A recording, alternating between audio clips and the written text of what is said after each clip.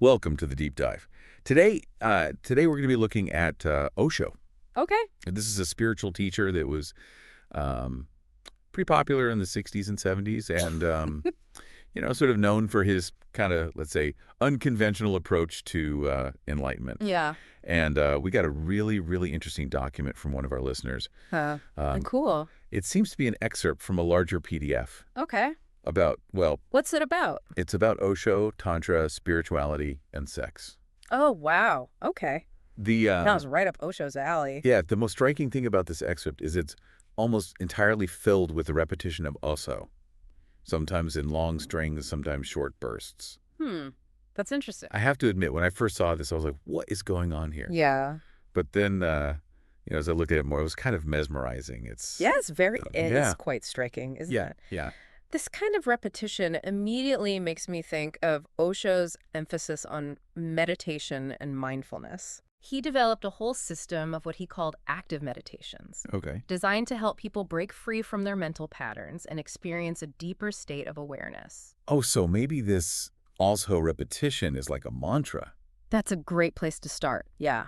In many spiritual traditions, mantras are used to focus the mind and quiet the internal chatter. Think of it like giving your mind a simple task to keep it occupied Yeah. while you access a deeper level of consciousness. So maybe repeating Osho Hmm. is a way to kind of hack your way into a meditative state. Exactly. And it's not just any random phrase. Osho chose these specific sounds for a reason. Okay. Remember, the name Osho itself is derived from the word oceanic, Right. Yeah. which suggests a vastness and depth of being. So repeating Osho could be seen as a way to connect with that oceanic quality within ourselves, to tap into a sense of boundlessness. Now, that's a thought-provoking idea. Yeah. But you mentioned that the document also references Tantra. Yes. For those of us who aren't exactly experts, could you give us a little Tantra 101? Yeah, absolutely. Tantra is often misunderstood, especially in the West. Right. It's not just about sex, Right. although sexuality is a part of it. At its core, Tantra is about embracing and integrating all aspects of ourselves, the light and the shadow, the physical and the spiritual. It's about using everything in life as a path to awakening. Interesting. So how does this excerpt with the Osho repetition fit into the whole Tantra picture? Well, one of the key principles in Tantra is the use of energy. Okay. And repetition, especially when combined with sound and breath, can be a powerful way to generate and move energy within the body. So you're saying that chanting Osho could be a way to work with energy in a tantric sense? Precisely. Okay. By focusing on the sound and the rhythm, you're creating a kind of internal vibration that can help to loosen up blockages and facilitate a flow of energy. Okay. So we've got meditation, mindfulness, Tantra, and energy work all potentially wrapped up in this simple Osho repetition. I'm starting to see why Osho was considered such a revolutionary figure. Yeah. He definitely challenged people's assumptions about spirituality. Yeah. And even this small excerpt from the document gives us a glimpse into his unique approach. But there's another layer to this that I find fascinating. Go tell. Well, if you think about it, this excerpt is essentially just sound. Uh-huh. It's a pure sonic experience.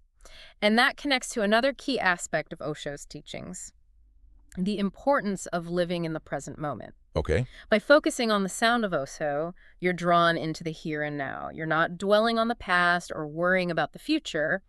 You're simply present with the sound as it is. It's like he's found a backdoor to mindfulness, Exactly. bypassing all the mental gymnastics. Yeah, and it's a reminder that spirituality doesn't have to be complicated.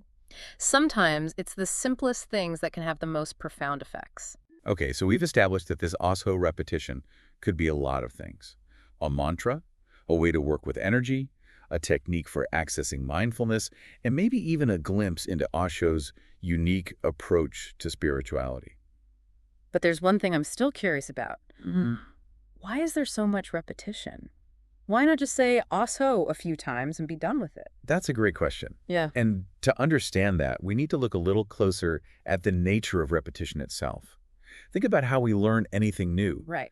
We practice, we repeat, Mhm. we immerse ourselves until it becomes second nature. Right. The same principle applies to spiritual practices. So the repetition isn't just about achieving a certain state. Right, It's about deepening that state, making it more ingrained. precisely.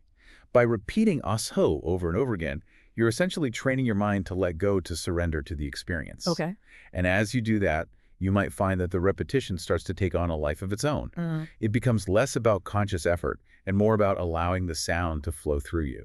That makes me think about those Sufi whirling dervishes. Yes. They spin and spin and spin. Yeah. And it's almost like they disappear into the movement. Exactly. That's a perfect analogy. Is it something like that? The repetition creates a kind of momentum, a vortex of energy that can carry you beyond your usual limitations. Okay, I'm starting to see the power of this. Right. But I have to admit, there's a part of me that still wonders if all this talk about energy and vortices isn't a bit well out there.